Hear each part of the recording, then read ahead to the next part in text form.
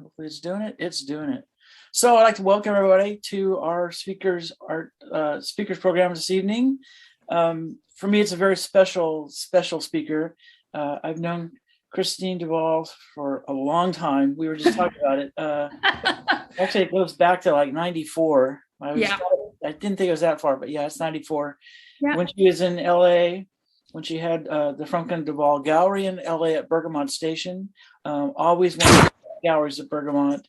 The best work. And I was really fortunate when I moved here to Turlock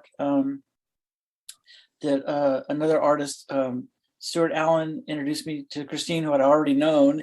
And Christine, I was lucky she gave me a show. And because I had moved to San Francisco in the meantime. That's what happened. And it was at LIMN Gallery. And it was, for me, the best experience with the galleries. And she is the best director that I know. So it's it's really great. So yeah, I know. It's been a while. She's going to talk to us tonight about galleries. And I'm sure a little bit more about what's going on in the scene and things like that towards the end of it. So with that, I can introduce Christine Duval. Thank you. So you're going to have to share your screen when you want to. Say that again. You'll have to share your screen when you want now? To when you want to get into your thing. Oh yeah, when I want to. Yeah. Okay. But not now, right? You see me. Everybody see me? Yeah, we can see you. Okay, good. All right. So hi, everyone. I'm thrilled to be talking to you tonight. It's always a pleasure to meet some young people who still are interested in working in the art world and to pursue a career as an artist or even as an art administrator. So I'm always happy to share with anybody who wants to listen my experience. I have over 20 years experience, over a lot more, but I won't say how much more, experience as working as an art curator and an art director. So the art world is fascinating and it's very intriguing for most, with fancy dinners and parties and world travels. But I can assure you that it is very much a business like any other. It's a lot of work. It's work also 24/7, 365 days a year. And I usually say that running an art gallery is not a job, it's a lifestyle, actually. So I have been an art dealer and a curator for 20 years. At the age of 17, I discovered that the art had the power to inspire innovative thinking and to open conversation across culture. And that was it. I was hooked. So I'm experienced in running 2 successful art galleries, one in Los Angeles and one in San Francisco. I've worked in museums in Paris. I've worked for the Ministry of Culture in Denmark, and I'm also an independent curator. But I have also been on the other side. I have been also a board member. I've been a docent, and I even been a volunteer for little children for a nonprofit art center in Palo Alto. And I'm currently the art program director and curator for a creative agency based here in Santa Clara. So by far, running an art gallery has been the most challenging but also the most rewarding experience of my career. So why working in the art and why choosing running an art gallery? So as you know, art is a means to state an opinion or a feeling or something to create a different view of the world, whether to be inspired by the work of other people or your own imagination. You may love art because you're emotional by nature, but running an art gallery is a business, like I said, with financial responsibility and liabilities. So a good chunk of your time will be taking care of paperwork, dealing with insurance, packing, shipping, and doing a lot of negotiating. You may wear your best outfit while still holding a hammer on the other hand. Your artists, your employees, and your collectors will rightfully expect a great deal from you. Accident may happen and financial stability is often uncertain. So if you wanted financial security, this may not be for you. But if you work hard and you keep at it, it can be super rewarding. So even though we're going to talk about the model, the art gallery model, I just wanted to go over a different business model for the art world, which you must be familiar. So I won't go too much in depth, but you have the nonprofit organization. And so like an art center, that means that basically all the funds that come to the organization needs to be rechanneled into the programs or the operation or an artist engagement. And usually those small organizations do not collect And so that means they don't buy art, but they do a great deal of service for your community and for the artists that they want to work with. You have also now the Art Foundation, and the Art Foundation is a similar model to a nonprofit, but the money usually comes from a family or from a corporate entity. And they also mostly have a collection, and that's what they drive their revenue, that they are doing exhibition with their own collection, and sometimes they continue to collect. And then, of course, you have a museum, and believe it or not, it is the same principle as a nonprofit organization, but on a larger scale. Just to give you an idea of a budget, the San Francisco Museum of Art budget is actually a budget of $38 million a year. But it is still a nonprofit, meaning that they have, however, different kind of revenue model. They use grants, they use donation, and of course the ticket sale. But again, the money needs to be regenerated and refunneled into the exhibition and the programs. And again, you have different scales of museum. Every city have a museum, universities have museums, and they can be collecting museum, they can be non-collecting, they can be showing their collection, they can be inviting artists and promote young artists as well. And then the last model, which is the one obviously is more relevant to commercial gallery, is the art fair model. And so you may have heard art fairs in Basel, in Miami, in London, New York. And so you just have to think of them as basically a trade show. That's pretty much the same thing as a trade show, except it's for commercial galleries. So the beauty of an art fair is that it's very lucrative for galleries. There's really probably where they make probably 40% of their annual revenue in each art fair. And galleries therefore apply to participate in those art fairs. And basically you have 4 days to put your best show, and all the collectors are coming from all over the world, because also collectors love to see everything all at once. And it's a very, very lucrative business. And it did start really to take off in the mid-90s. Again, to give you an idea, by 2008, there were over 300 art fairs worldwide. So now we're going to go back to the first steps into before running an art gallery. So if you decide to run a gallery or to work for an art gallery as a curator, as a director, or even to launch your own gallery, here's a few things that you need to iron before deciding to do it. So you will need to choose and define a program. So what is a program? A program is basically your identity. It's really what will set you apart and what you will become an expert and maybe a trendsetter if you're interested. So it's most likely the first thing that you need to define. Do you want to present and discover young talent, and you're going to do thousands of studio visits and fall in love with one young artist fresh out of school and you want to show his work? Or do you really want to work mainly with blue chip artists, therefore work that is maybe sometime on the secondary market? Or do you want to even work with artist estates? So whatever it is, you need to focus on that, and then that will become also your most valuable asset. And it's a little bit the same as a curator, who we will talk about later. You will become an expert in the field or genre or style, but whatever it is, you will have to learn everything about it, and you need to continue to learn about it as you go. So now that you have defined your program, you need a name for your gallery. And so while most companies in the corporate world have a logo and a strong brand identity, the art world and the art galleries usually keep it pretty understated. So the artists, again, are the one who are going to determine what is your artistic direction. And again, the way you design your exhibition is also important. Some galleries are really well known for being what we call this wide, beautiful cube, where they put, one painting per wall, and that's about it.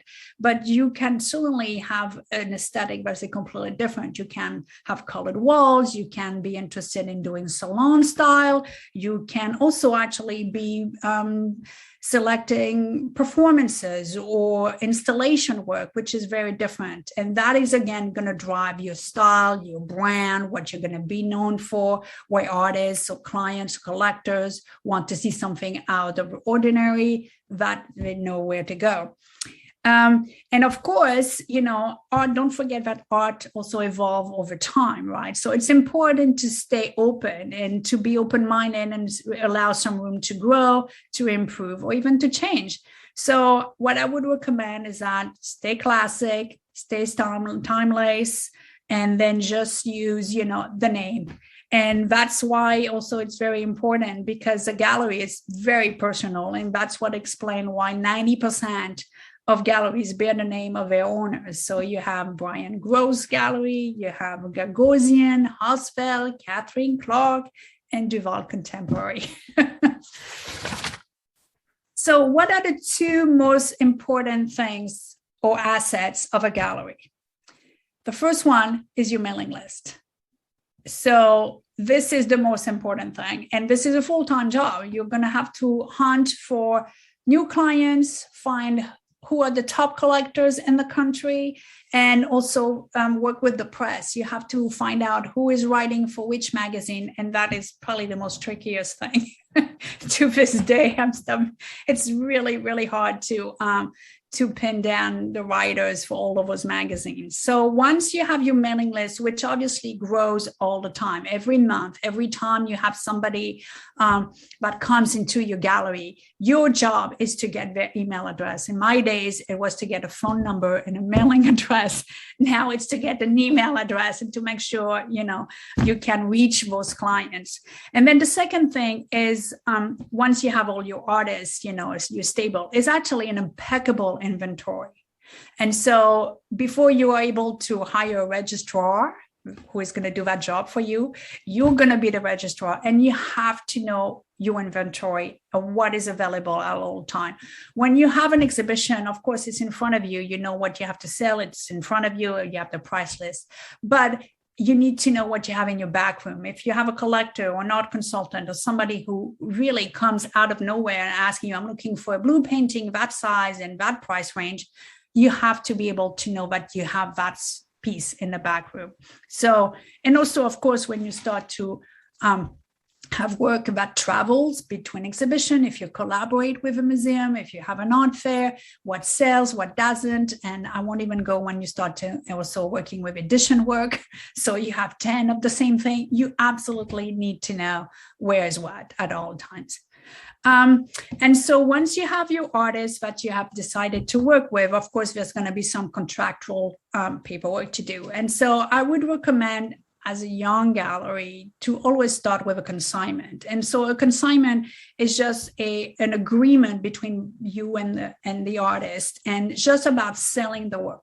So a consignment is usually very short. It's for the duration, most likely, of an exhibition, maybe with an extra 30 days after. So it's always between 30 to 90 days. And that talks only about selling the work, the terms, 50-50, who pays for the shipping, who pays for the framing, and that's about it. Now, as you go further, and you certainly are welcome to do that right away if you feel really strong about it, representing an artist, that's different. That is now we're talking about a contract of representation, and the duration is usually longer. It's usually a year or two. And that is because now you're entering, like I said, representing the artist. It's not about only selling. The gallery now is going to do the job for you as an artist to promote your work outside of their gallery, to find museum shows for you, to maybe find another gallery in another state or in another country, and to work with other curators. So there's so much more work to be done that, of course, you can't do that in 30 days or 60 days. So it's a long process. It's almost signing, a little marriage certificate for a certain period of time. And that's just to protect everybody. That is definitely to protect the gallery for all the work that they are doing. And you're welcome to really dissect all the terms that you want, also covering the terms for the sales, but also, if the work is being shipped, let's say, to a museum, who is paying for it, the gallery or the artist? Usually it's the gallery. So once you have that as well, you're going to create your first exhibition. And so why do galleries do exhibitions? And so for the most part, galleries mount exhibition to draw traffic and attention, and to facilitate a dialogue between an art viewing public and hopefully the press. And again, I'm emphasizing, because the press is so important in that business, to have a validation And so again, like I was going to say, the press is usually invited to write reviews, which in return builds your brand and validates your mission and your program.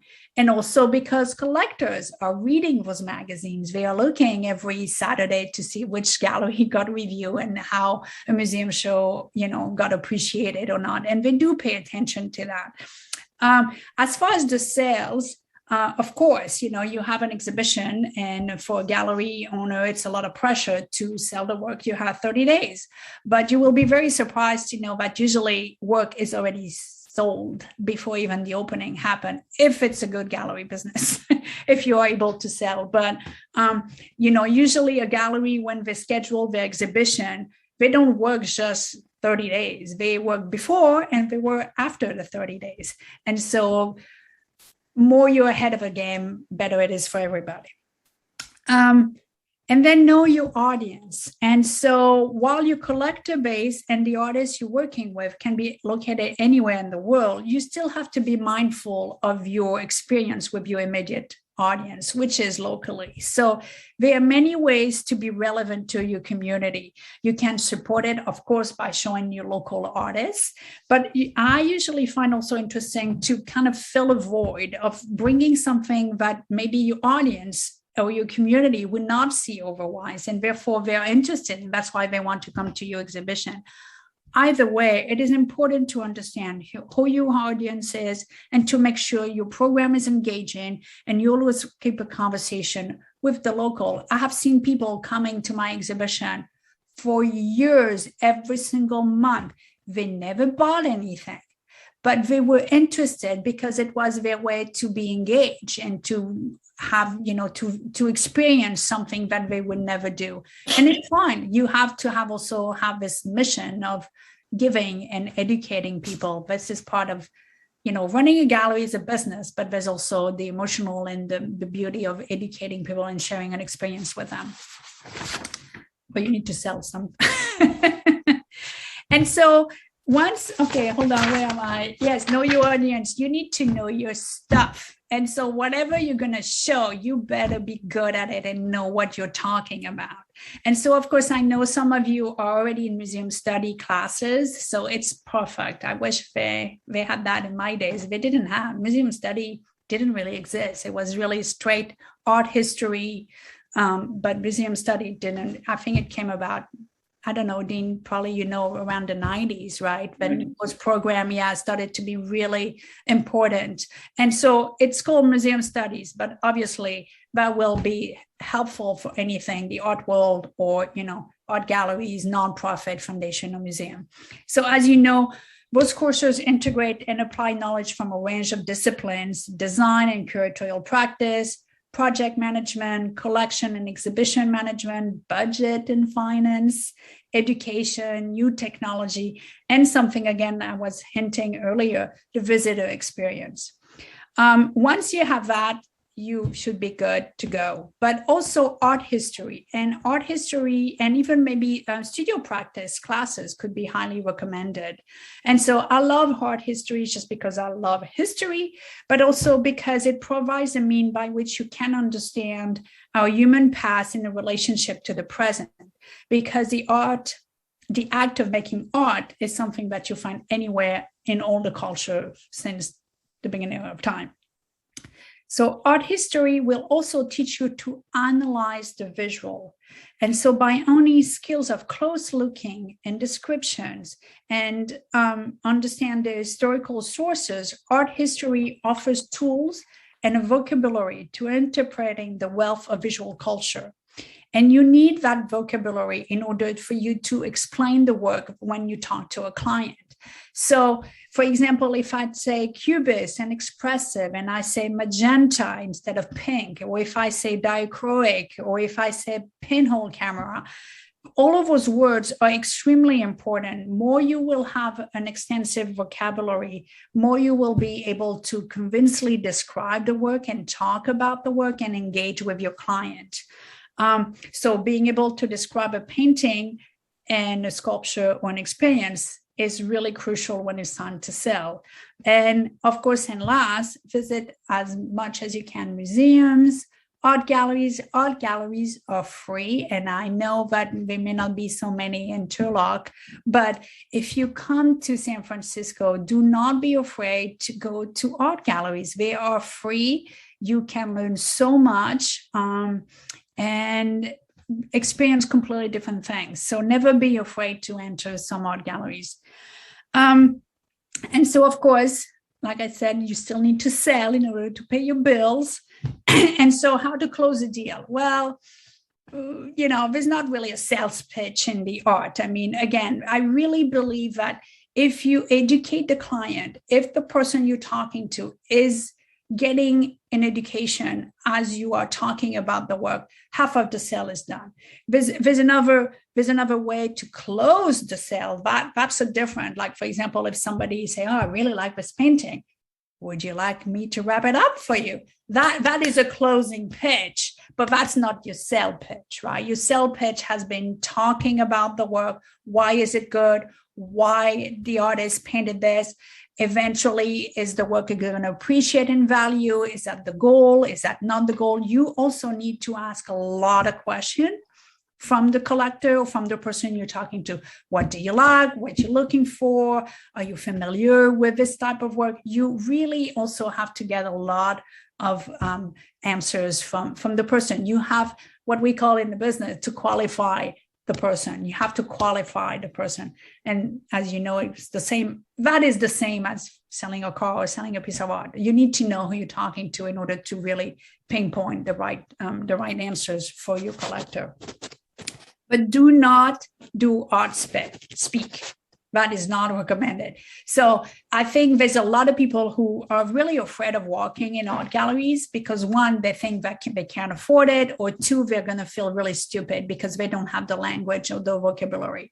And so, again, as much as having big words is interesting, and it creates a confidence that you know what you're talking about, do not overdo it.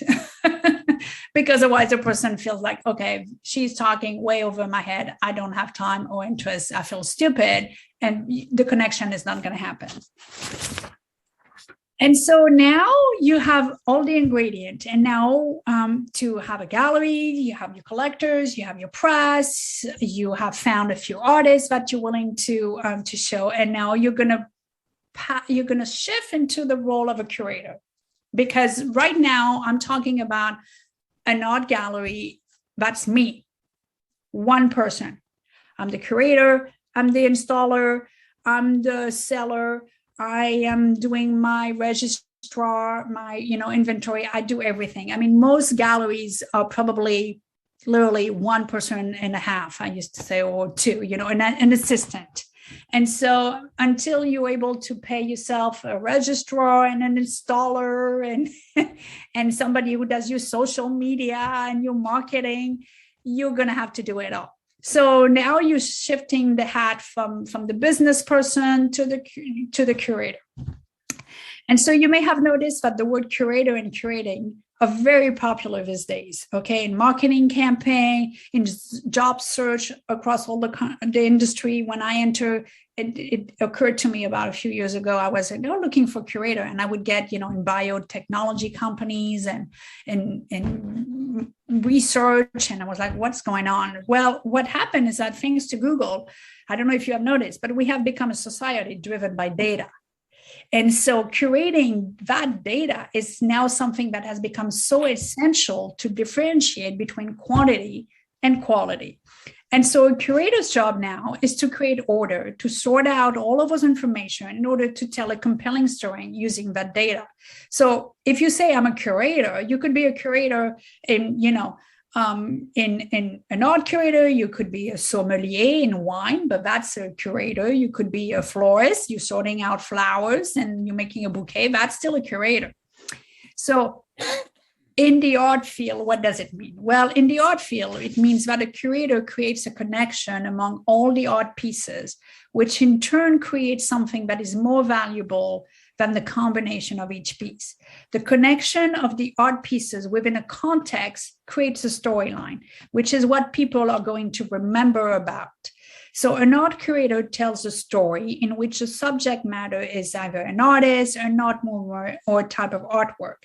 So when you put an exhibition together, let's say, for example, the work of Picasso, you totally can, as a curator, decide to talk only about the animal that he painted, or maybe only his ceramics.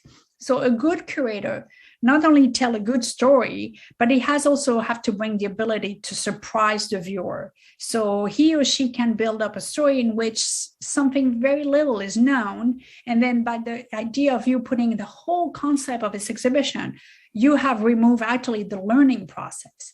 And so what I'm trying to say is that sometimes some people just by being given some visual information, they are making a sense of a discovery and they're learning something without having to read a whole book about it.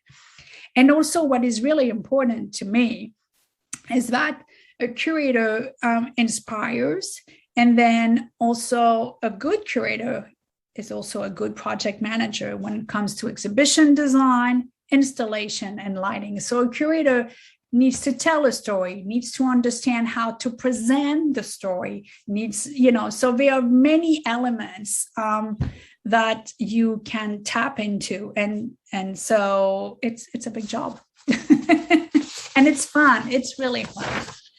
So yes, so it's really fun. I have curated over 100 exhibitions. Of solo exhibition, 2-person shows, and thematic group shows. So thematic group shows are obviously the one that requires the most time for the research and the development of an idea. I usually work about between 3 and 6 months just to develop the idea, to find the artist, writing the statement, sometimes validating your idea by sharing with other curators or artists, or figuring out if it's viable, if it's relevant within the time where you are, because it's important. And it's also really the most complex because you're working. I think the most I've worked in a group show was about 12 artists. And let me tell you, that's a lot to work with 12 artists all at the same time. And of course, the exhibition design is becoming much more complex. But I enjoy every type of curating. Group shows are definitely, the curator is more in control because you are the one choosing the artist, you are the one choosing the work. But I also liked working with a solo show, and that is also a challenge because suddenly it's completely different. It's the opposite. It's the artist who is in charge, right? And then the curator has no choice other than working with what he's given, and that is also can be a challenge, and I like that too. So what is my curating style? So most of my exhibitions are based on creating a relationship between two opposites. So for example, I've curating nature and architecture. I've curated in stitching, which is relevant. Obviously, when you hear stitching, you hear craft and technology. I have done also exhibition where I play on the words. And for example, I did an exhibition called Infinity Plus One. Well, how can that be? And what is it? Things like that. So basically, this is my intellectual exercise, is to find the connection and the similarity between the two, visually, conceptually, and both. So this is me, I would say, as the creator, as my creative instinct is to really challenge myself in developing some of those ideas. And of course, more often, I want the viewer to discover something he didn't know, or he didn't think of, or even saw. And so my exhibition often are to ask a question, and the viewer has the choices to answer. My viewpoint is only one option among many. It's just to start a conversation or a debate. And that's about it as far as talking. But I will give you just a more fun fact, is that, believe it or not, if you decide to be in a curatorial role, it's really, there's not a lot of money to be made. But I just ran into a fun fact that museum curators make the most are in San Francisco, with making an average of 50% greater than the average, US average. So again, for sure, location matters. If you are, obviously a curator in a big city, you obviously have such a larger audience, you're able to bring revenue. Obviously, it comes with the paycheck as well. and if you are, a curator in a little city, in a little museum, then it's regarded differently. The work is as exciting. I think the material that you're working with are making your job exciting or not. I mean, the paycheck too, of course, but I think I think you need to be excited about who you're working with and the art that you're representing and showing. So I'm going to share your screen now. Now we're going to look at things that I've done. Just to give you an idea. So the way I went through is there wasn't one exhibition in particular because COVID hit, but lately I was doing a lot of exhibition, but we're able to travel across the country. And I think it is important to therefore see one idea and expanding and shrinking, and how you expand an exhibition from a 300 square feet space to a 3,000 square feet art gallery. And so this is what those slides are really meant to really show you the concept of space and how it looks, and that more in an exhibition design experience rather than conceptually the work. So I'm going to share my screen with you if everything works. We tried, it worked 5 minutes ago. Okay, so does everybody see? Yep. Yep, cool. Okay, so I'm really going to go quickly through them and explain to you what you're looking at. And then I hope you have already your questions ready. I'm willing to talk about anything, any questions you have. I will be truly honest and respond honestly to your questions. Okay, so for example, this is an exhibition of, as you can see, it's called Code and Noise. And so the idea, that exhibition was commissioned by an art fair that happened in Silicon Valley. And that's why the work was driven by technology. This is about a 300 square feet space that I designed completely.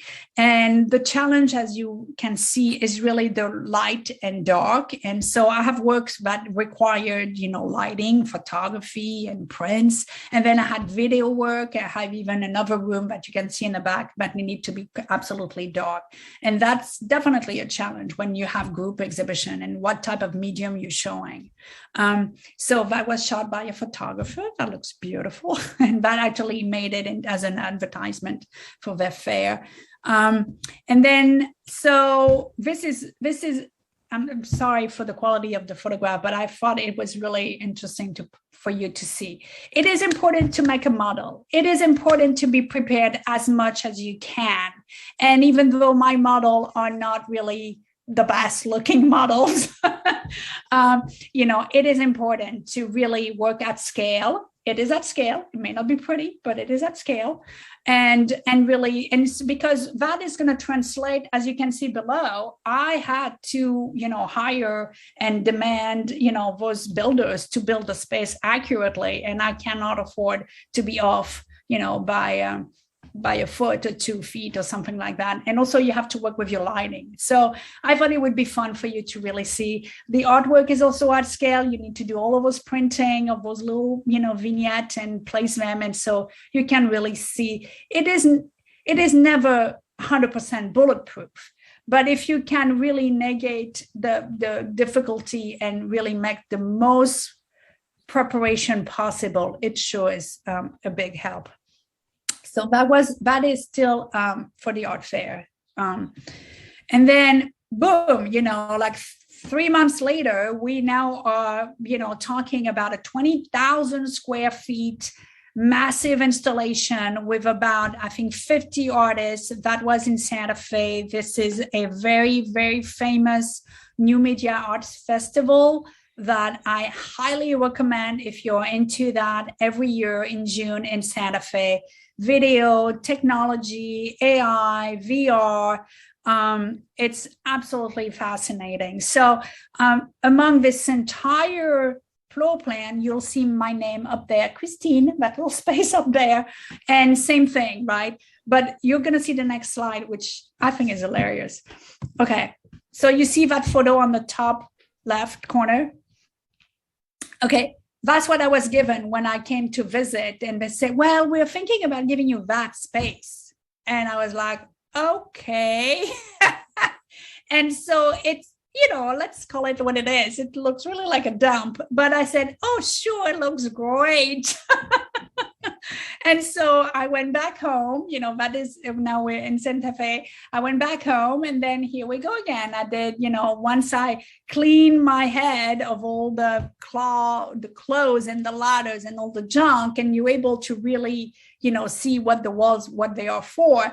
Here you go again. I did again my model in scale, and was able to direct them and tell them exactly where to put the walls and the plugs and the lighting and the paint job as well. And so you can see with those photos below the construction literally of that particular space that I was in. I was there when I arrived, but the walls were already built, and they was just adding the lighting and the plugs and everything. And that's what it looked like. So never, if somebody tells you, I have a space for you, never be don't be turned down because the walls are not already painted white and beautiful and ready for you to move in. I mean, if this is curating, is also tapping into almost like staging, theater staging and things like that. So you really have to obviously be able to think in 3-dimensional for sure, and be able to work your math. So you may not like math like me, that's why I went to the arts, but you still have to have a little minimum, because when, construction, they're asking you, where do I put my plug? You better know where to put it right away. So it's a beautiful show, I think, from this to that. It's not bad. And so this is about the same, about 300 square feet. And then the exhibition traveled to Los Angeles. And now, I wanted to show you that because it's always obviously, the end reward is to see people interacting with the work. And this young lady right in the middle, of course, if I had been the usual, art gallery person, I'd say, you cannot touch the art. But she was so into it. It was so lovely to see that I could not, I could not tell her to move away. And I just let her completely hug the ball while you have the other gentleman, who does the proper way. So, and this young woman who completely, spent literally, a long time looking at those red paintings there. So that's the reward, right? Ultimately, that's the reward. When you do your exhibition and to have somebody who is completely into it and experience it, it's fabulous.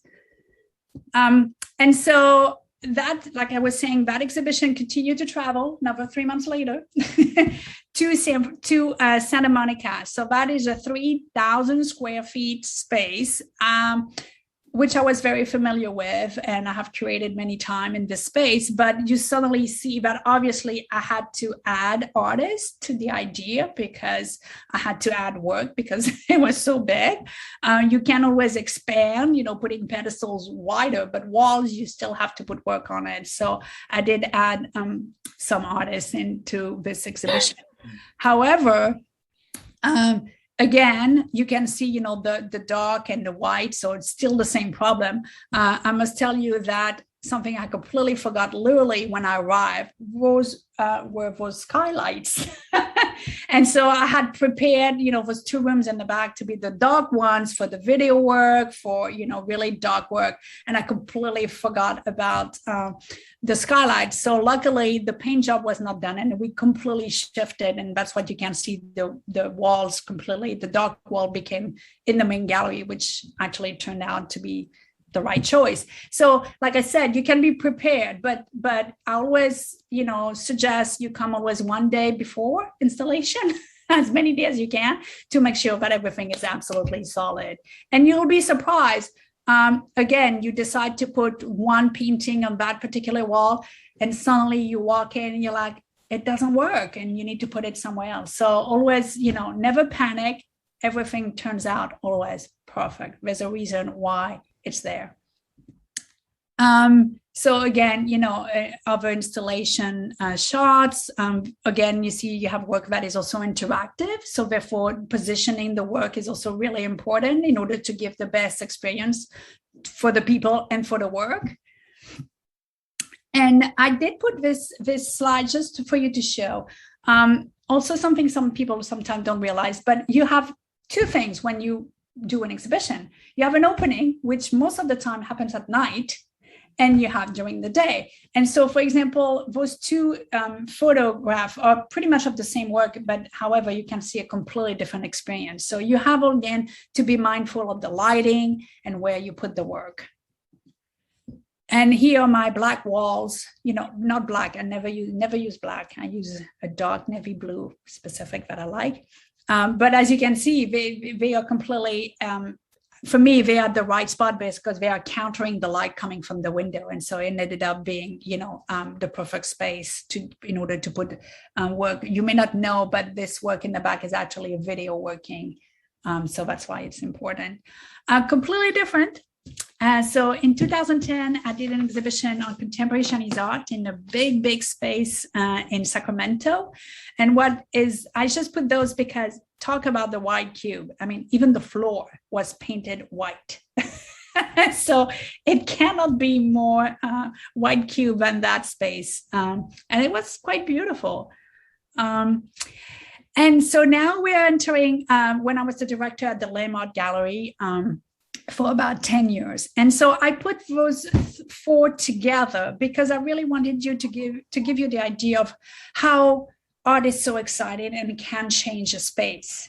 The space is exactly the same. And then you have four completely different body of work, and that translate and give a personality, complete different personality every single time.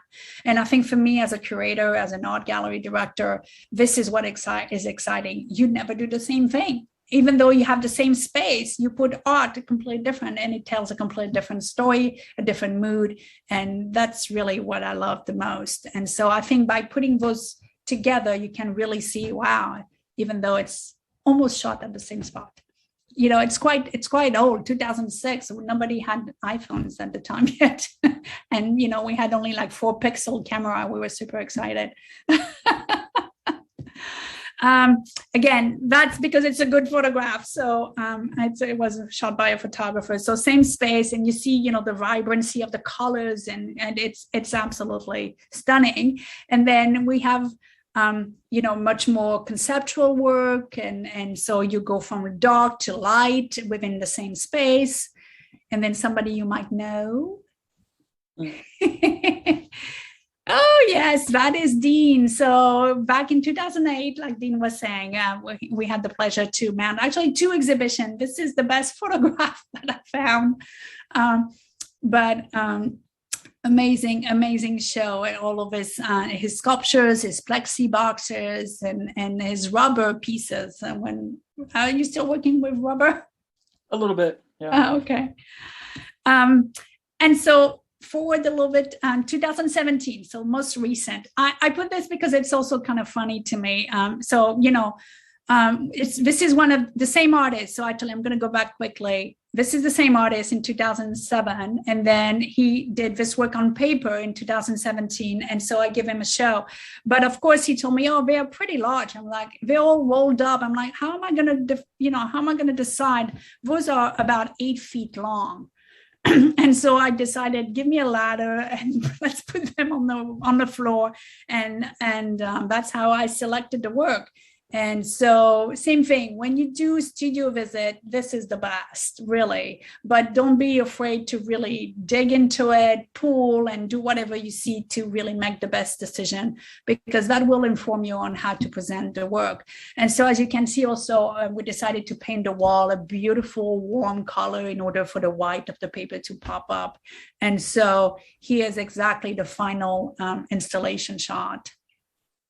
And this is just work on paper, unframed, which is very risky. It was very nerve-wracking. I do not recommend, but as they are so large, there's still ways to be cautious when you present on unframed work. And the last one is again Dean. So I love his work so much that in 2017 we did a 2-person show.